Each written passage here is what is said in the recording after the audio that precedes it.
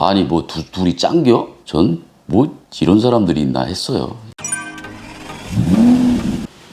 여러분 안녕하세요, 션킴입니다. 오늘은 좀 억울한 사연을 제가 소개해드리려고 합니다. 며칠 전에 이제 어떤 차주분께서 구독자시래요. 구독자신데 찾아왔어요. 테러를 당했는데 견적이 4천만 원 나왔는데 50에서 80만 원만 물어주면 된다. 상대방에서 그렇게 했대요. 위에가 공장이 한 2,000평짜리가 있고요. 근데 이제 도로가 밑에 있는 거예요. 차를 여기다가 포드 F150 랩터를 세워놨는데 이 공장에 2,000평짜리 공장에 아스팔트 작업을 하면서 아스팔트를 깔기 전에 유제를 뿌리잖아요. 유제를 뿌리면서 이 차가 요 밑에 지정된 주차장에 주차를 해놨는데 여기에 잔뜩 앉은 거예요. 그날은 또 유난히 바람이 많이 불어서 온팍 다 씌어져 있더라고요. 그 아스팔트 유제가. 그래서 이분이 이제 차를 뭐 포장을 씌우고 하든지 왜 이렇게 했냐. 그랬더니 그 상대방 그 도로 포장 그 대표님께서 이거 내가 차 인수하면 될 거 아니냐. 그 몇 푼이나 간다고. 그까짓 거 같고. 그래서 이제 마음 놓고 이제 기다렸대요. 기다렸는데 이제 하루하루 지날수록 말이 틀려지는 거예요. 차를 인수해 주겠다. 다 뭐 원하는 대로 해주겠다. 그랬는데 그 포드 F150 랩터가 뽑은 지 6일밖에 안 된 차량이었어요. 근데 그 차량을 그렇게 해놨으니 속이 많이 상하시겠죠. 그래서 다 물어주겠다고 하신 분이 네 맘대로 해라, 소송을 해라. 그랬는데 가해자가 이제 소견서를 넣은 거예요. 이제 손해사정사 소견서와 정비 기능장 소견서를 두 개를 넣은 거예요. 이게 아주 팩트입니다. 전 뭐 이런 사람들이 있나 했어요. 제가 한번 읽어드려볼게요. 이게 정비 기능장 소견서입니다. 자격증도 저한테 다 왔고요. 소견서. 아스팔트 유제 제거 방법. 아스팔트 유제는 기존 도로와 신규로 포장하는 도로 사이에 들어가는 접착제로서 국내에서는 아스팔트 유제 RSC 35, 45를 주로 사용합니다. 만약 공사 현장에서 살포를 통한 비산으로 자동차에 피해가 발생했다면 아스팔트 유제는 유기용제를 이용하여 아스팔트 유제를 녹여 제거할 수 있습니다. 이 과정에서 자동차에 도포된 도장면과 부속품은 전혀 손상이 가지 않습니다. 자동차 외관에 유리막이 시공되어 있다면 발수와 도장면을 동시에 보호하기 때문에 더욱더 아스팔트 유제 제거에 용이합니다. 여기서 골 때립니다. 수리 비용은 손상 면적과 차종에 따라 다소 차이는 있겠으나 유기용제의 구매 비용과 인건비 비용을 합산하면 50에서 80만 원 정도면 충분할 것으로 사료됩니다. 이게 뭔 개 풀 뜯어먹는 소리예요. 아니 포드 F150에다가 아스팔트 유제를 뿌려놓고 소견서 받아온 거예요. 근데 소견서가 또 하나 있습니다. 이분은 차량 손해사정사입니다. 이분이 소견서를 썼습니다. 아스팔트 유제 자동차 사고 보상 범위. 아스팔트 유제 사고는 대부분 유제를 살포하는 과정에서 돌풍으로 유제가 비산되어 주변에 주차 중인 차량이나 주행 중인 차량의 피해 사례가 있습니다. 차량 사고가 발생하면 자동차 외형보건 업체를 통하여 아스팔트 유제 제거를 진행합니다. 아스팔트 유제는 유기용제를 이용하면 아스팔트 유제가 녹기 때문에 자동차의 도장면과 부품에는 전혀 피해를 주지 않습니다. 수리하는 기간과 비용은 피해 면적 차종에 따라 다소 차이는 발생하겠지만 대부분 2에서 3일 정도로 소요되며 비용은 50에서 80만 원 정도 지급됩니다. 수리기간 동안 렌트 비용은 별도로 산정됩니다. 아니 뭐 둘이 짱겨? 그 아스팔트 까시는 대표님 돈 많다고 처음에 자랑하시더니 차 인수해신다 그러더니 이런 데에다가 소견서 좀 써달라고 자기 유리하도록 얘기를 했겠죠. 제가 한 가지 말씀드릴게요. 자동차 정비 기능장. 이거 딸라면 힘들어요. 이분은 자동차 정비 기능사, 자동차 정비 산업기사, 자동차 정비 기능장 이렇게 라이센스가 있어요. 저도 여기 기능장만 빼고 있어요. 그런데 저희 채널에 자동차 정비하시는 분도 많이 들어와 보세요. 기술의 세계는 내가 기능장이든 명인이든 명장이든 말을 함부로 발설을 하면 안 돼요. 자기가 정확한 데이터가 없다면. 그리고 여러분도 아실랑가 모르겠지만 자동차 기능사, 기능장 그럼 현직에서 엔진과 하체를 주로 고치시는 분인데 그럼 자동차 정비 공장으로 따져볼까요?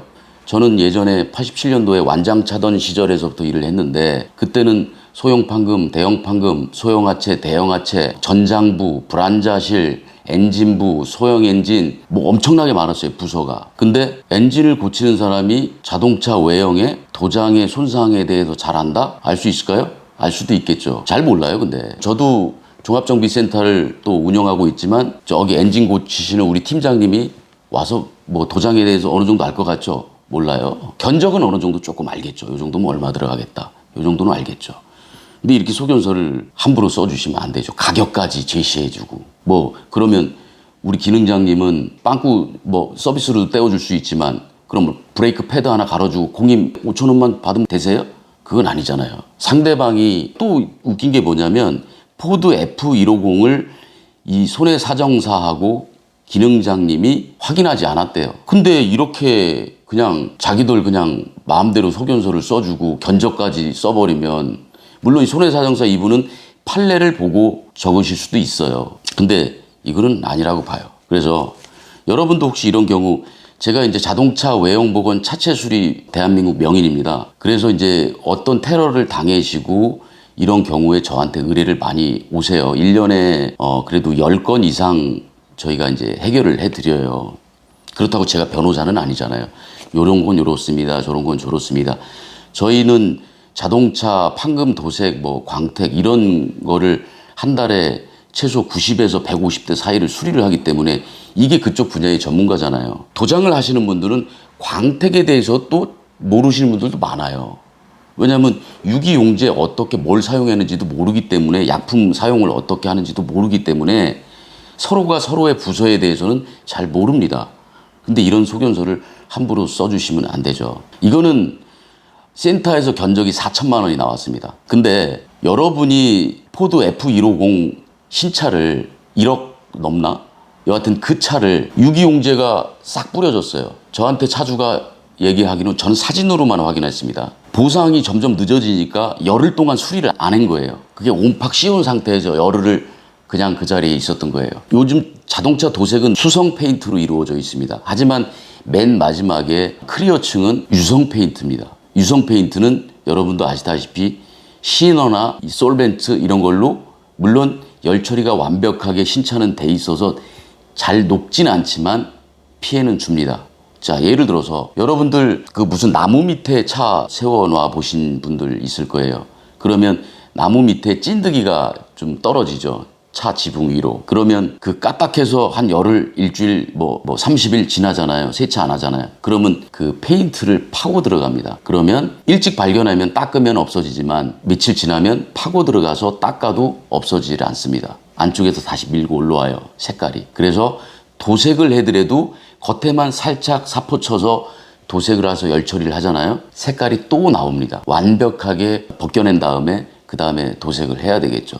이런 상황들 있을 거예요. 근데 열흘이나 지난 차량을 갖다가 50에서 80만 원 물어준다고요?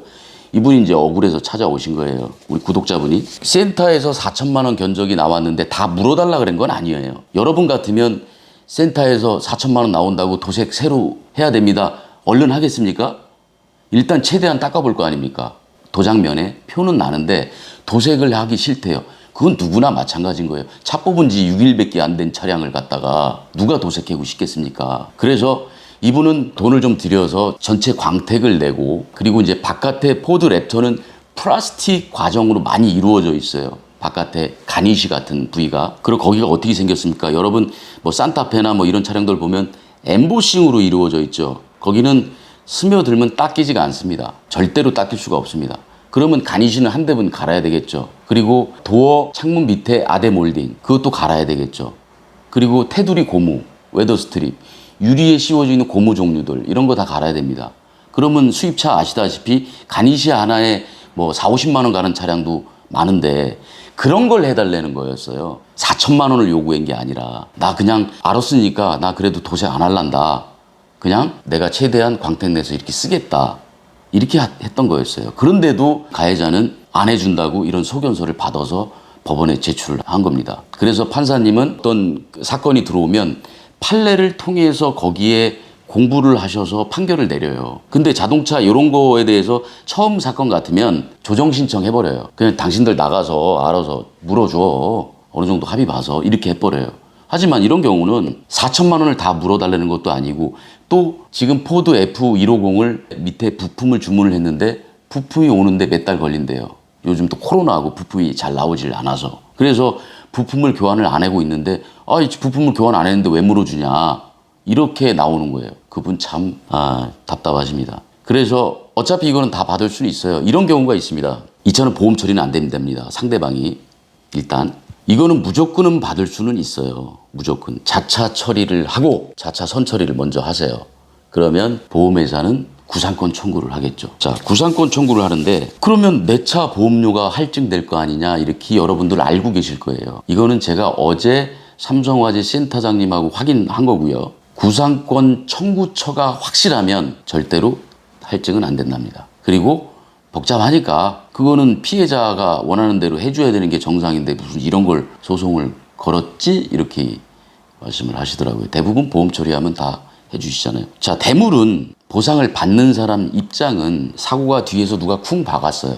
나는 잘못도 없어요. 쿵 박았는데 어떻게 이렇게 밀리면서 핸드폰을 쳐서 핸드폰이 금이 가고 깨지고 예를 들어서 인형 하나가 눈가리가 하나 빠지고 다 보상받을 수 있는 거예요.